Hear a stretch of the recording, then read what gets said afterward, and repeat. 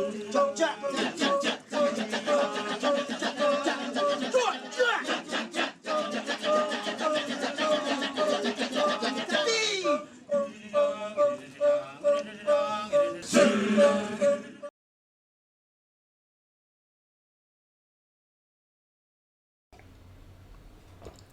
warahmatullahi wabarakatuh, teman-teman sekalian. Kita bertemu kembali. Video ini saya siapkan untuk membantu para agen asuransi termasuk istri saya nih ya.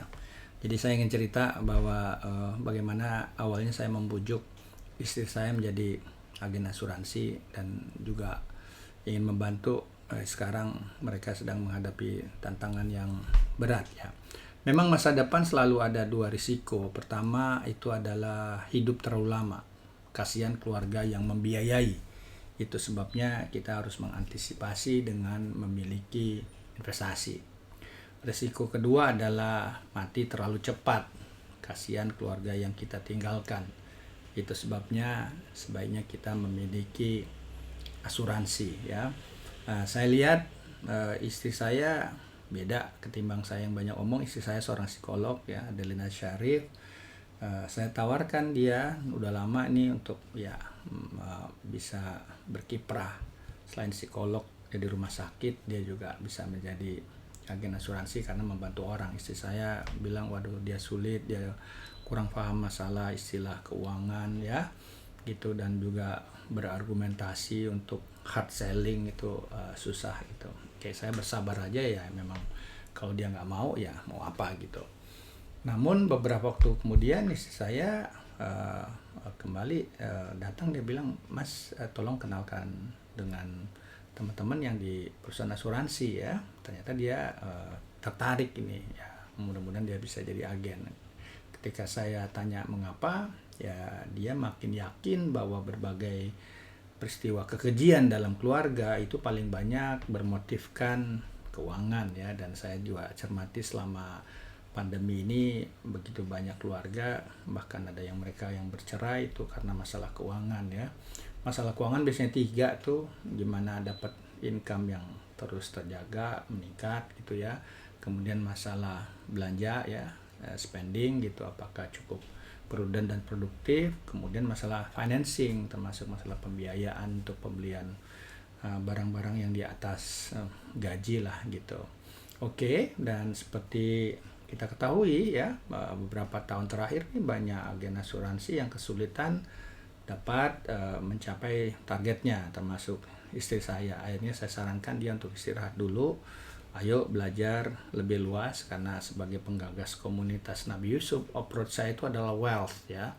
Dan saya sampaikan bahwa asuransi, investasi itu hanya sebagian dari wealth secara keseluruhan ya. Jadi dia akhirnya putuskan untuk belajar dan mengambil sertifikasi Certified Financial Planner. Dan alhamdulillah nih kemarin pas ya ujian dia nyatakan lulus, dan saya berharap dia ya dia istirahat dulu, tapi ya inilah namanya one step backward untuk two step forward ya, untuk maju ke depan. Karena menurut saya cukup banyak pengalaman dia dari pelajaran untuk bisa berhasil. Jadi harus dijadikan dulu contoh, karena saya lihat juga dulu istri saya mengelola aset keluarga, real asset, financial asset saya yang mengurus itu. Banyak terobosan dulu waktu booming komoditas karet misalnya, dia menggunakan hasil panen karet itu bagi hasilnya untuk bayar premi keluarga ya. Nah tentunya dunia berubah, ada siklusnya, gimana harga karet sempat anjlok ya. Sementara ini produk diversifikasi seperti gaharu ini belum menghasilkan ya.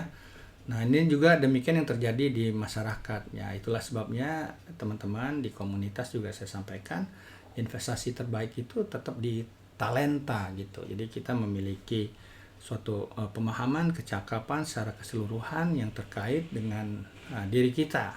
Apakah kita itu bekerja di sektor yang terbaik lah boleh dibilang. Itu yang saya sarankan juga ke anak sulung kami yang sedang bekerja di Jerman.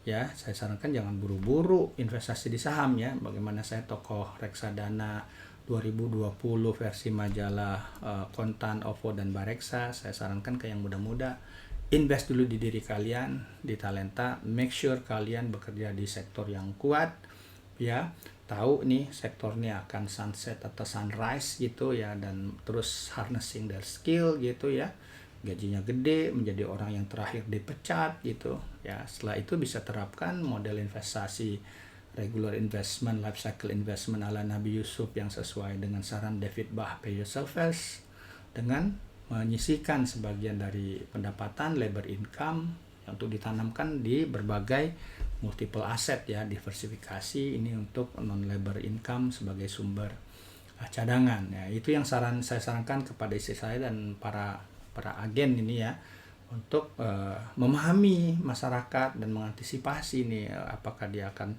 jadi gagal bayar atau apa, dilihat memang di pekerjaannya. Jangan sampai agen ya, muncullah ini istilahnya agency problem. Silakan Anda Google agency problem, karena dia mengutamakan apa yang dia peroleh ya, komisi dia aja, dan komisinya sebetulnya relatif besar. Dan harus sadar ini adalah sektor yang ringkih terhadap disrupsi ya. Jadi kita perlu memang sekarang itu sadar apa yang telah terjadi akan terjadi, dan ini memang membutuhkan partisipasi banyak pihak, termasuk juga pemerintah dengan kebijakan yang lebih mumpuni. Akan kita bahas tim investasi juga, ada baiknya para agen sering berkonsultasi dengan tim investment ya, itu sebetulnya tren ke depan seperti apa yang dilakukan ya, kinerja tim investasi bagus dan tetap juga bisa lebih hati-hati ya gitu. Nah, yang ingin saya soroti adalah dalam kapasitas saya sebagai ekonom melihat dari atas ini, ada stigma bahwa aset saham menjadi aset yang harus dijauhi gitu. Menurut saya berbeda ya.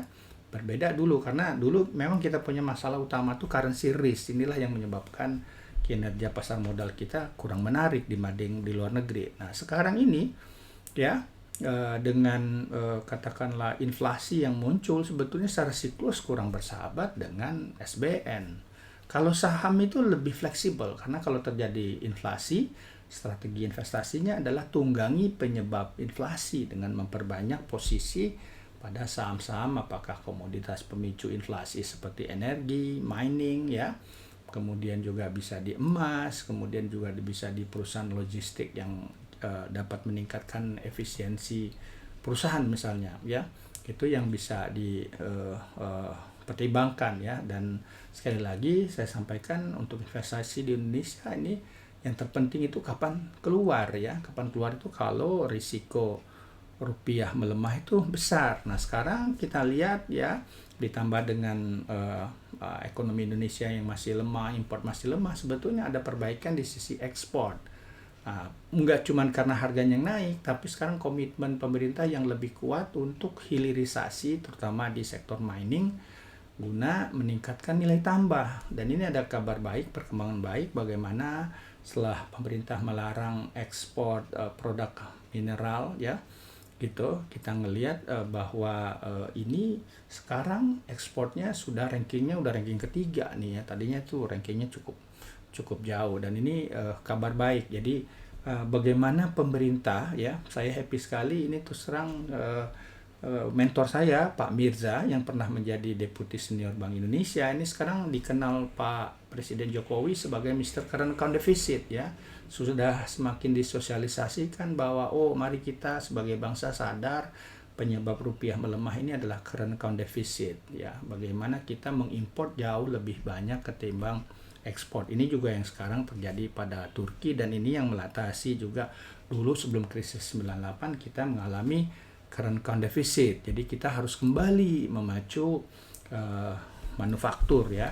Dan ini perlu disikapi nih teman-teman. Kalau rencana pemerintah ini berhasil ya, rupiah relatif stabil, sebetulnya kita akan melihat peluang rotasi investasi ke Indonesia, karena di luar negeri itu relatif mahal. Indonesia dilihat pengelolaan COVID juga relatif bagus ya gitu. Kemudian kita punya produk mining dan lain-lain, dan pemerintah juga konsisten untuk melakukan kembali reindustrialisasi yang lebih positif bagi saham keuangan. Nah, itu saya sarankan termasuk ke istri saya adalah lebih mengerti dunia investasi dengan juga menata, ya teman-teman para agen juga menata bagaimana pengelolaan keuangan asetnya juga, karena saya lihat para agen nih mereka sugih tapi dalam pengelolaan asetnya kayaknya perlu belajar. Selain keuangan, saya juga pernah lihat kasus agen asuransi malah terlibat